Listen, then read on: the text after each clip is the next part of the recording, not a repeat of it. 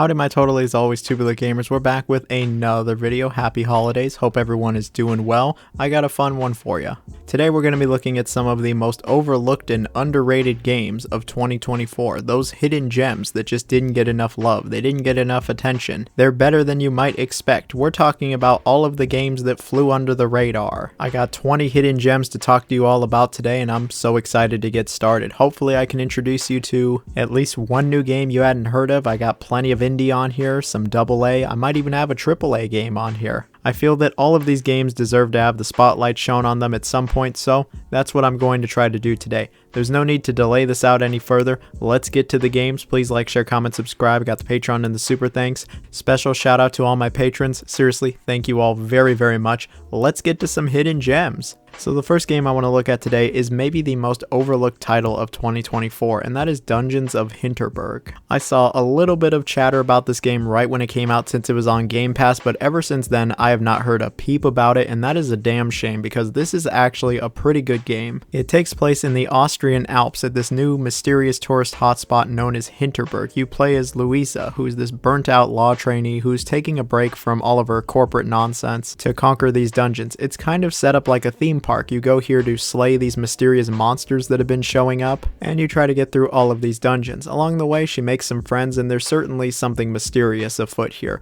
I actually think the plot and characters are pretty good in this game. It starts intriguing enough, and it stays intriguing the entire time. The writing isn't half bad either. When it comes to the gameplay, it's a mix of older 3D Zelda titles and Persona. There's a few different areas you can go to, and each one has a number of dungeons. The actual dungeon gameplay, it's pretty similar to older 3D Zelda, think Ocarina of Time, Wind Waker, Twilight Princess, etc. In each area you're given abilities and you'll have to utilize those abilities and solve some puzzles to get through these dungeons. None of the dungeons are particularly long or like crazy challenging, but at the very least you will have to stop and think. There's also combat. It feels more like a hack and slash from the 360 era, but I think the combat is actually pretty decent in this game. There's some minor RPG elements where you can upgrade your gear and character. Then we have the whole Persona side of the gameplay, where it's actually more like a life sim. After you spend a day conquering dungeons, you go back to the town and you can hang out with characters, you build social bonds, there's even social stats here, and I think all of this actually really does come together to create some really great gameplay loops where you're conquering these dungeons during the day, you're hanging out with these chill people at night, you're learning about the characters and the world, and really just finding myself get totally immersed into this world. Something you probably already noticed is how this game looks. It has a great look to it, it has an amazing art style, the cell shading is off the chain. I love how this game. The music is also really good in this game. It's incredibly relaxing. This game in general is a bit relaxing. It's a little on the casual side, but that was never an issue for me. The game's pacing is actually pretty well done and there's a good amount of content here, well over the 10-hour mark. I enjoyed this game way more than I thought I would, and it's a shame the game hasn't been getting a ton of attention. So here's me hyping it up and saying the game is totally worth playing. So here we got a game that I just seem to love talking about. It is the Alone in the Dark reboot that came out earlier this year. I'll try to keep things brief since I've talked about this game many times. It is a reimagining of that original Alone in the Dark with Edward Carnby and Emily Hartwood as they look for her uncle who mysteriously disappeared at this giant mansion in the swamps. This is a classically styled survival horror game that absolutely pays homage to the original game. It sees you dropped into this rather large house. You get to explore around, you get to investigate clues, you get to use items with other items or the environment, you solve some puzzles, and of course you get into scuffles with some creatures. The combat in this game is pretty rough around the edges, especially the melee combat, but it's not unbelievably terrible. It gets the job done. Some creepy creatures show up, it spooked me a few times, and the game has a great atmosphere. It looks pretty decent, especially for being a AA game. It's got good pacing, and it's totally worth playing through the game twice. Sure, the second playthrough won't be all that different, but if you play as one of the other characters, you'll get to experience a few different things. While I know there were a number of people disappointed by this one, I actually quite enjoyed it. While it doesn't blow the roof off and it's not one of the standout titles of 2024, I still liked it. Maybe it's because at this point I'm just kind of a die-hard fan of this franchise, but man, I want it to succeed. Alone in the Dark has had so many horrible games, it's nice to see, you know, a good game. It's a shame the studio got shut down though, but regardless of all of that, I still recommend the game. So the next game we got here is the Patrick Star game that was published by Outright Games a few months ago. I totally expected this game to be a pile of crap like most of the games that Outright Games puts out, but I was pleasantly surprised with this one. I don't think most people would have expected this to be a pretty decent game. I think the most comparable game is Goat Simulator. You're dropped into this open world and you're given just a bunch of challenges and small missions to complete in any fashion you want. There's no story or anything like that. You really are just kind of Patrick wandering around Bikini Bottom doing random stuff, and you know what? That's kind of perfect for Patrick. It's also pretty similar to Goat Simulator in the sense that it's a rather janky physics-based casual adventure game. I know that was a lot of adjectives, but let me briefly explain. Yes, the game is rather janky. The physics are all over the place. They are suspicious to say the least. I found Patrick flying all over the place sometimes. I've fallen through the floor and even hit the skybox on numerous occasions, but I'm pretty sure the game actually wants this. Some of the challenges are to fall through the floor, hit the skybox, and do a bunch of janky things. The physics, yeah, they're really all over the place. The game's pretty casual overall. There's nothing here that's going to challenge you or test you in any way, and everything is rather basic. Usually it involves you moving stuff or performing some kind of simple task. Something that I really like about this game is the fan service. There is a lot of SpongeBob fan service, which is always a big plus in my book. It's one of the reasons I actually like this game. Sure, it's only a few hours long, and it's probably made for a younger demographic, but I actually thought this one was pretty alright. Sure, the presentation isn't anything special, the gameplay isn't winning any awards, and at the end of the day it is a licensed kids game, but I still had a few hours of fun with this one. It could have been a hell of a lot worse, let me say that. So the next game we got here is a real Jonathan favorite. It is Earth Defense Force 6. Now EDF 6 has gotten a decent amount of attention and conversation, but it's not enough. It's not even close to enough. EDF 6 is one of my favorite games of the entire year. Like, it has just been an absolute blast, and it's arguably the best of the entire Earth Defense Force series. It is pretty similar to EDF 4 and 5. Seeing you go from mission to mission where you're dropped into these large environments and are told to basically just blast everything in sight. You'll find yourself just getting completely swarmed by aliens, creatures, bugs, monsters, fish. The enemy roster actually gets pretty crazy in this game. There's a lot more enemies than just giant ants. Don't get it twisted, there's plenty of giant ants, spiders, and frogs that show up, but there's aliens, giant fish, the flying drones, various robots, etc, etc. The enemy roster is actually pretty good, and it helps keep the repetition down. Something else that will always keep the repetition down is how there's 4 different classes. They all play incredibly different, and they all get very different weapons. Something though that is shared across all of them is that the weapons feel fantastic. The gunplay is incredible in EDF 6. All of the weapons feel incredibly powerful. The explosions are amazing. The screen is shaking.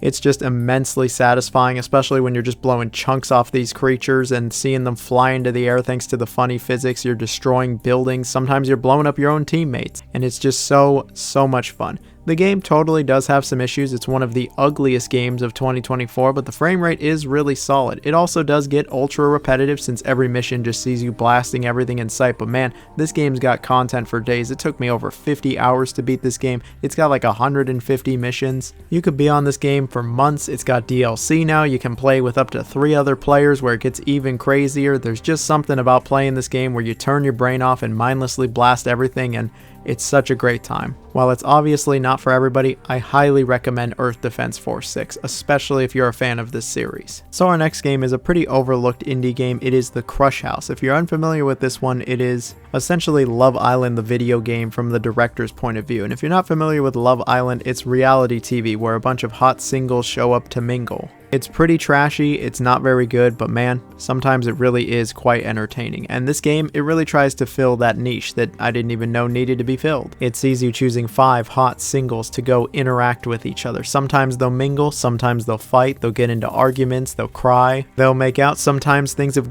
gone sexual. And it's up to you, the camera woman, to be filming as much as possible. You'll be trying to get everything from every possible angle, every interaction, every fight, and then depending on the day, you'll actually get asked by the audience to record certain things. Sometimes they just want to see some ass. Literally, they'll want to see the contestant's ass or feet. Sometimes things can get pretty freaky. They want to see some pipes. They want to see this weird slide that shows up. Yeah, they'll be asking you to record things, and it's up to you to try to please the audience as much as possible. But you'll also have to run ads in order to get some money so then you can upgrade the house. You know, give the singles some new things to interact with. And then it all just kind of comes together. I gotta say, I've really never played a game like this. It feels pretty unique for the most part, and while it certainly is a bit lacking in depth and it feels like they could have added a bit more to this gameplay, I still enjoyed it for the most part. There were plenty of hilarious interactions, and sometimes the audience will want the weirdest shit and it will actually make the gameplay a little different. Again, I certainly think they could have added a little bit more depth to this one, but I actually did enjoy the Crush House. I really liked the vibes, I loved the presentation, I liked a lot of the interactions, and the game ended before it got old. There's also a sinister backstory, but I don't want to spoil anything about that. While the game does have its issues and it's not amazing, I still think it is good, and I really like that they tried to do something different. It deserves more attention than it got. So here we got a game that feels like it fell off the face of the earth, and that is Slitterhead. I saw a little bit of excitement for this one pre-release, but since its release I have not seen like anything about it. And I do want to give a shout out to the publisher for hooking me up with a code for this game that is pretty cool. And all I really got to say about this game is, even though it does have plenty of issues and it is a little all over the place in several aspects, I still think it is actually good and one of the more underrated titles of the entire year. I wouldn't be surprised if in a few years this game becomes a total cult classic or a hidden gem, and the public perception totally shifts around with this one. It's very janky, it's rough around the edges in several areas, and the story really doesn't make a lick of sense. But this game tries to do something completely different from any other game released on the market. It is wholly unique, and I can't even think of a game really to compare this to. It sees you playing as this ghost or spirit thing, as it sees you possessing people to try to take down these creatures known as the Slitterheads. Some people are much more talented than others and actually have different abilities, while some people are pretty normal, but the spirit also does give them special abilities, and most of the levels see you just hunting down the Slitterheads. And man, this game really is all over the place. It's kind of hard to describe, like you're dropped into these somewhat linear but kind of open areas, and yeah, you just hunt these creatures down and then you pummel the shit out of them with your abilities. Different characters have different abilities, and the combat, it's pretty rough. It doesn't have a ton of depth, it doesn't feel particularly nice, and I didn't find it all that satisfying, but it sure felt different from everything else I played. And hunting down the Slitterheads themselves, yeah, it was different. The game has an interesting presentation. It's not exactly a looker, but it tries to have a bit of an art style. And hey, at the very least, it is wholly unique. The game is rather unrefined, it's got plenty of issues, but I found myself really enjoying this game just because it was trying something different. In a medium like video games where so many games, especially AAA games, feel kind of homogenized and all look and play pretty similar to each other, it's always really refreshing when a game tries to do something completely different from all of those other games. I will gladly sacrifice a little bit of the game's quality if it goes for something totally wild and out there. And that's absolutely why I recommend Slitterhead. If you want something totally balls to the walls that is vastly different from any other game that released in 2024, check this game out, and check the soundtrack out. The soundtrack is fantastic in this game as well. The game's not one of the prettiest or best games of 2024, but it is one of the most unique. So here's another game I've brought up several times. It is Arzette the Jewel of Faramore. If you're not sure what this one is, it is essentially the Zelda CDI games recreated, but actually good this time. It's a 2D platformer that plays kind of like Zelda 2, but it also has plenty of Metroidvania elements, and I really enjoyed this one. This one absolutely got me in the feels. They totally nailed the presentation and aesthetic of the older Zelda CDI games and all the YouTube poops that have spun off from it to create something that not only feels nostalgic immediately, but it's just hilarious. The animation and art style is so all over the place, and the shit just looks as goofy as possible. And it certainly helps things that it is a good 2D platformer. The controls are good, the level design is solid, the pacing is pretty good, the Metroidvania elements are cool. The soundtrack is really good, and then it's just a fun time on top of all of that. It's one of the funnier games I've played this year. It's got a decent amount of replayability. There's even side quests. Like, this is legitimately a good game, and I barely saw anybody talking about it. I think it is a bit more on the niche side. I guess people don't remember YouTube Poop or the Zelda CDI games, but if you know, you absolutely know. And if you do know, I would recommend the game to you. You might be pleasantly surprised with this one. At least listen to the soundtrack. The soundtrack is really good. My girl Arzette absolutely deserves all the love in the world. Her game is awesome. So from one indie game to the next, here we have Victory Heat Rally. 2024 was a pretty horrible year when it came to racing games, but Victory Heat Rally really was a diamond in the rough. This is an arcade racer that very much feels like a throwback to older racing games, and it's a ton of fun. It's got everything you're looking for from an old school racing game. The game has a great sense of speed. You get to go really fast in this game, go off some giant jumps, do some straightaways. There's some big turns that you get to do these massive drifts on, and it all feels really great. When you pull off some of these big drifts, it does feel really satisfying. The track design is actually pretty good and lets you get some serious speed. The game has a bunch of vibrant colors. Like, the colors just pop in this game. I love how it looks. They nailed the aesthetic. The music's good, and then it's got a decent amount of content. It's got offline multiplayer, there's time trials, but there's also a pretty decent story mode with a good amount of variety. It doesn't go on and on and on. They don't repeat a bunch of events, tracks, and content. No, it really is go, go, go. It's all new content, pretty much every single event. There's a bunch of other event types that show up that aren't just racing. There's even boss fights. You get to customize your vehicles. They actually feel a little different from each other. This really is one of the best racing games to come out in the last few years, and I barely saw a single person talk about it. Outside of the most hardcore racing circles, I saw very little chatter about this game, so here I am to hype this game up. If you're looking for a fun racing game, look no further. This is a really great one. So the next game we got on here is a little bit of a hotter take. We have The Casting of Frank Stone. I know that there were plenty of people who didn't care for this one and said this was one of Supermassive's worst games, but I actually kind of liked it. If you're not sure who Supermassive is, they're the people that made Until Dawn, The Quarry, and The Dark Pictures, and this game is very much in the same style, where it's more like an adventure game. You get to make choices, interact with the environment from time to time, and of course do quick time events. There actually is a little bit more gameplay to this game than The Quarry and Until Dawn, but not by much. It still very much is a narrative focused experience, and I think it has a pretty decent narrative. It actually takes place in the Dead by Daylight universe. It is a spin-off and is about this mysterious man entity thing known as Frank Stone. I think the plot is actually pretty intriguing in this game, and while the characters aren't the most likable, I did want to see what was going to happen, and the pacing is pretty decent. I know a lot of people really did not like the ending to this game, but I actually thought it was really cool, and it very much plays into Dead by Daylight. There's a ton of fan service to Dead by Daylight, so if you've played Dead by Daylight and enjoy it, you're gonna eat this shit up, and I think you're really gonna like the game. Everyone else, yeah, you might not get it, but I still think it is pretty decent. The game looks really good.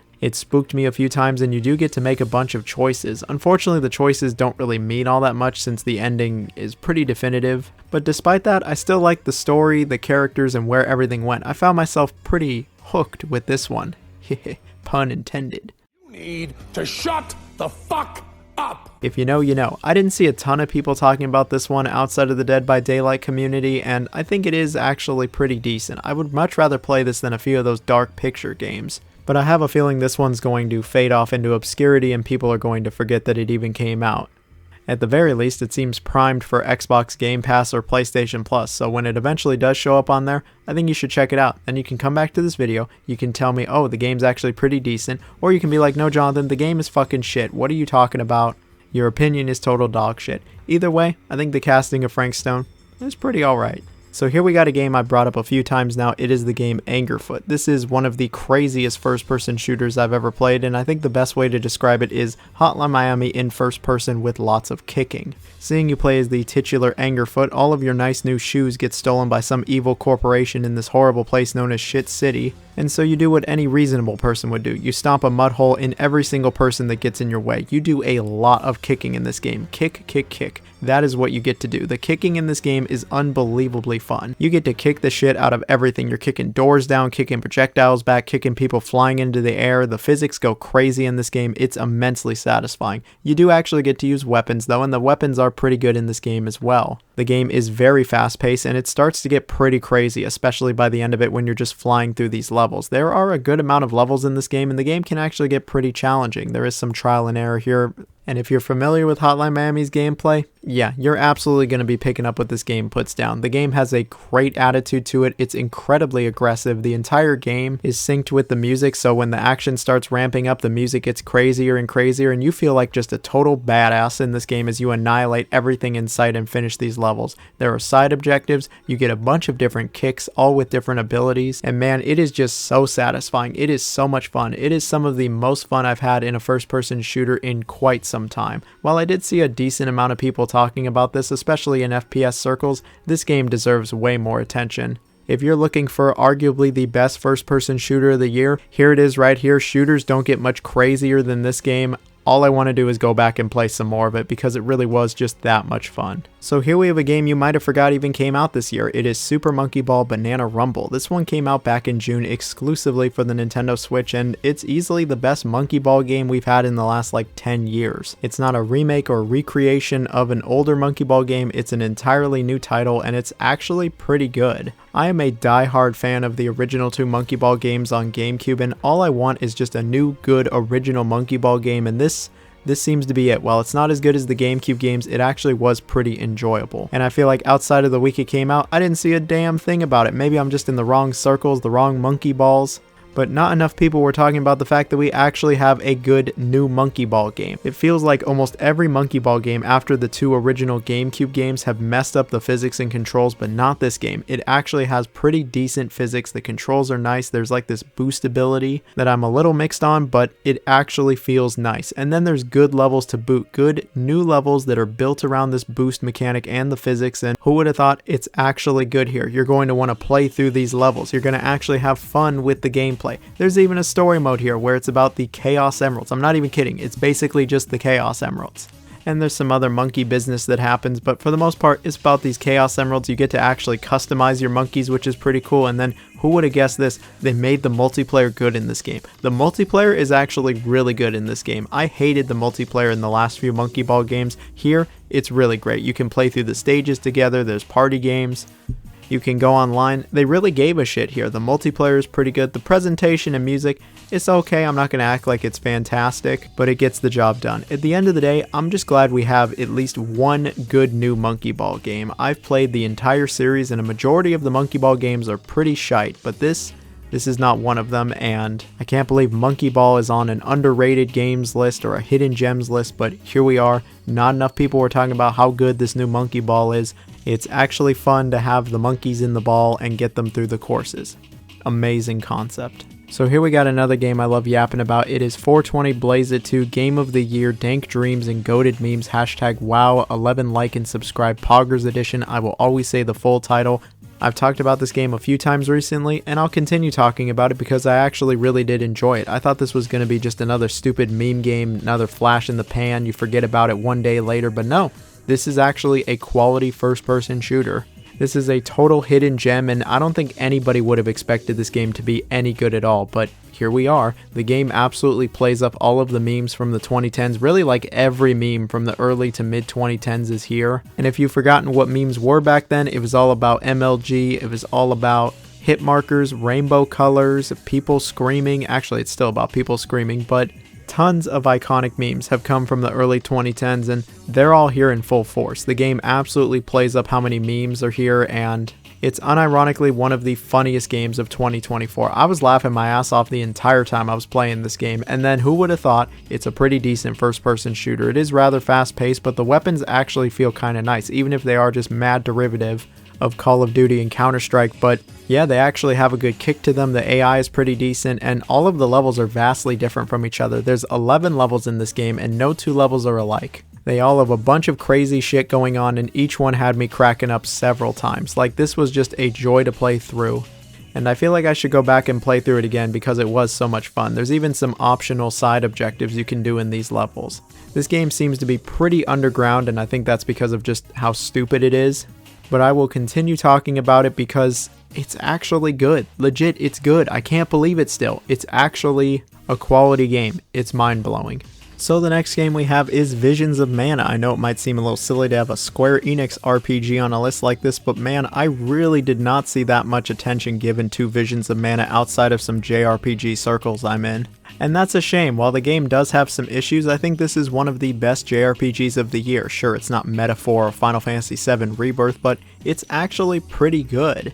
This was the first brand new Mana game in quite a long time, and the game just feels like an absolute love letter to JRPGs of the 90s, especially visually. I love how all the colors pop, I like the art style, the aesthetic, it's all really great stuff. This is a great looking game, and it makes me feel like a kid again. When it comes to the story, it's pretty Mana, it's about the Tree of Life, some chosen ones, yada yada yada. The story is just kinda alright in this game. It does fizzle out a little bit by the end of it, but I found it mostly enjoyable. And when it comes to the gameplay, yeah, it's a pretty solid action RPG. There isn't a ton of depth to the combat and it can feel a little button mashy, but the game is jobs and all of the characters feel vastly different from each other. All of the jobs feel incredibly different from each other as well. So at least there's some variety here. I had fun switching the characters in and out of the jobs, seeing how they look and seeing what kind of movesets they would get. This game doesn't have an open world, rather open zones, and there's plenty to see and explore here. There's a bunch of side quests as well, but I didn't find these all that compelling. But it's not the end of the world. The main story is a solid 30 hours. It's got a decent pace to it. You go to some varied environments, and I found the game to actually be pretty charming. Sure, it's not going to win RPG of the year, and it might not even be in your top 5 RPGs of 2024, but this one shouldn't really be slept on. I feel like it was almost overslept on, especially given the game's quality. I'm sure it'll be dirt cheap soon enough, and so once it becomes the price you like, I think it's worth checking out. So the next game I got here is one I didn't expect. It is Metal Slug Tactics. Now, if you don't remember Metal Slug, it is a classic run and gun series where you pretty much shoot everything that moves on a 2D plane. So when I saw that this was going to be a tactical strategy game in the vein of XCOM, I really didn't know what to think. Metal Slug has left its comfort zone a few times, and usually it's pretty bad, but this game, it's actually pretty good. Not only does it respect Metal Slug and have a decent amount of fan service, but it's actually a pretty good strategy game. It is turn-based and plays very similarly to XCOM, but there is a unique twist. Metal Slug is all about run and gun, and they absolutely translate that to this gameplay as well, where they want your characters to be running all over the map. Sure, you can hide and cover a bunch, but they really want you to be moving all across the map, and it'll up your dodge rate. And it took me a little bit of time to get used to this, but eventually I did, and it absolutely clicked, and I really started having some fun with this game. There's a bunch of different units, and it's all the Metal Slug characters. They all have different abilities and play different from each other, and you're going to want to try all of the different characters. The game is also a roguelike with its structure, and so a run won't take you more than an hour, hour and a half at the most, so you'll get plenty of time to try all of these different characters. There is a little bit of an overarching story, and they want you to play through the game several times, but that's alright because, again, I found this gameplay to be actually quite enjoyable. I really love the presentation as well. It very much looks like a Metal Slug game, and the soundtrack is just excellent. T. Lopez did a great job here. It already feels like Metal Slug is a pretty forgotten franchise, especially in this day and age, so to see a spin-off that is nothing at all like the main series, yeah, I knew there wasn't going to be a lot of eyeballs on this one. But shit, it feels like almost nobody was talking about this one, so I will. This is a good game. It's one of the best strategy games to come out this year. It's probably my favorite strategy game to come out this year. And if you're looking for a different kind of strategy game and you might like Metal Slug, this one is totally worth checking out. It's also on Game Pass, so you don't even gotta buy it. This one is pretty underrated in my opinion. So here we have possibly the most overlooked title of the entire year. It's either this or Dungeons of Hinterberg. This is Skim, a stylized casual 3D platformer that sees you jumping from shadow to shadow. If you ever played The Floor is Lava as a kid, this is basically that, but the video game. It makes me wonder how nobody else came up with this beforehand, but here we are, and the game's actually pretty good. It's a relaxing 4 to 5 hours that won't ever really challenge you all that much or test you, but I still found it to be a chill time. The game sees you going from level to level through a variety of different environments, and it can get pretty creative with its platforming.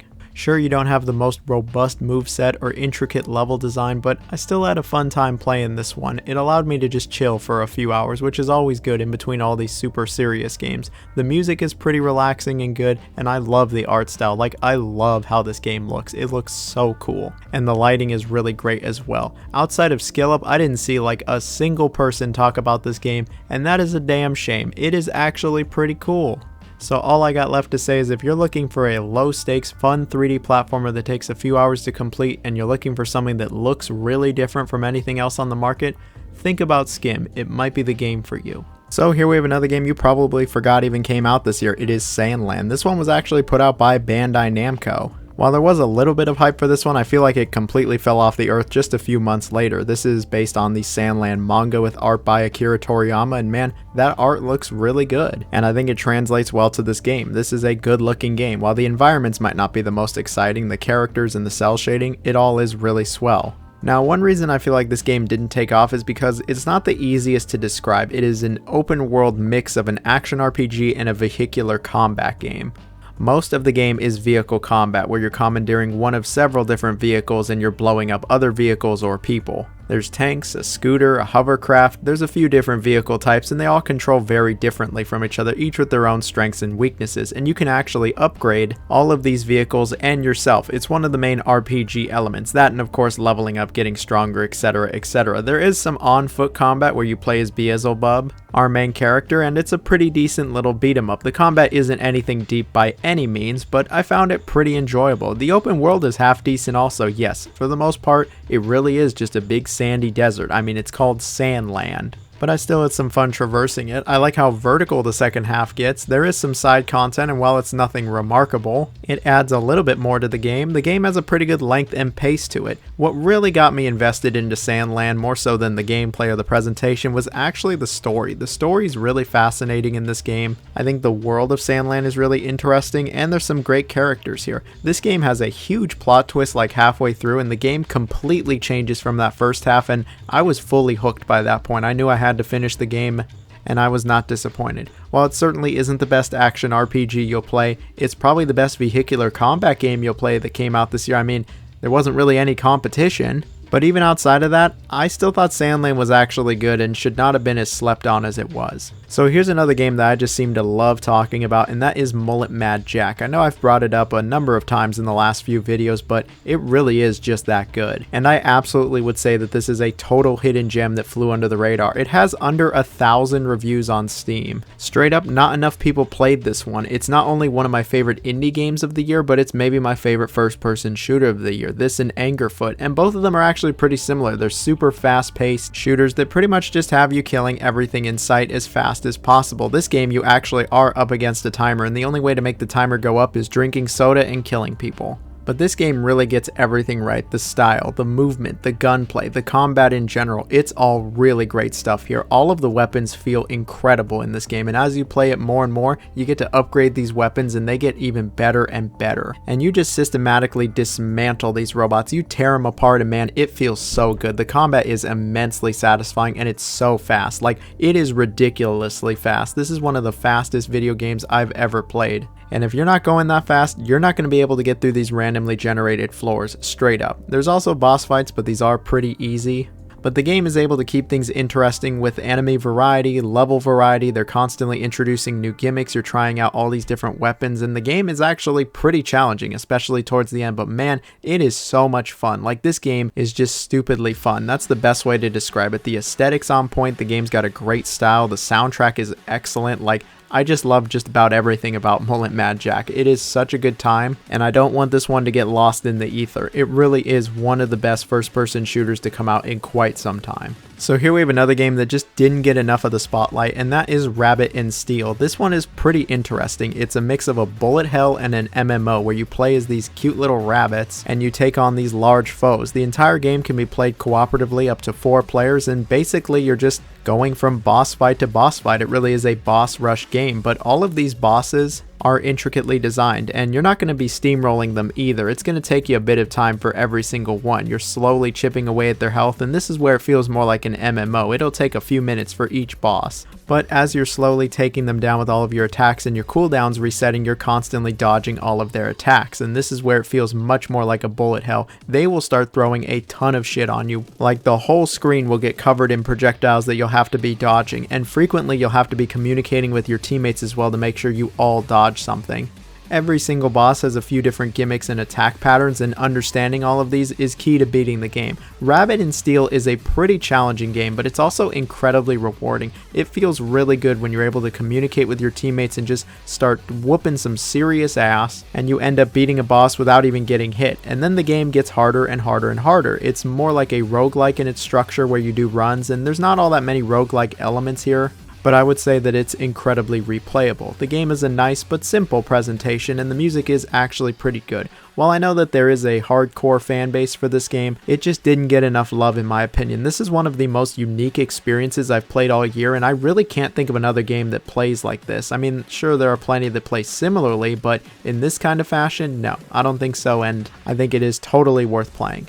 So the next game we're talking about here is one that you might have forgot even released in 2024, and that is Granblue Fantasy Relink. It felt like we were waiting forever to get this game, and after it came out, it kind of just up and vanished, but I'll talk about it for a minute or two, bring it back into the public conscious. So this takes place in the Granblue Fantasy world, and stars a number of characters from the gacha, and I guess it takes place like in the middle of their adventures. It's not the beginning or an origin story or the end either. It's just, yeah, I guess in the middle of all of their adventures. I'm not really too familiar with Granblue Fantasy like at all, so I didn't know who any of these characters were or what the hell was going on, but they have some really good character designs, I'll say that. The story also felt like it was part of a larger narrative, and I kind of had a hard time connecting to it or the characters. I mean, I just don't really know who any of these people are. So maybe it's just a me thing. Where I think this game absolutely excels though is the combat. It is an action RPG, and man, this game feels nice. The combat actually does feel quite good in this game. It is a bit button mashy, but it does have a good feel to it. There's a number of different characters to play as in this game, and they all actually play quite different from each other. And the more you play, the more you can customize these characters and make them feel even more individualized. I liked how a number of them played, but my favorite had to be Catalina. I just really liked how she played for some reason. And it's a good thing the combat is as good as it is, because most of the game really is combat. If it's not combat, you're in one of these towns talking to people, or you're exploring around doing one of these side quests. The side quests are pretty whatever in this game though. Something that absolutely is not whatever is the presentation. This is a great looking game. Like, it genuinely does look very good. The environments look nice, the lighting is great, the character models are excellent, the animation is superb, and it ran incredibly well on the computer as well. They nailed the presentation.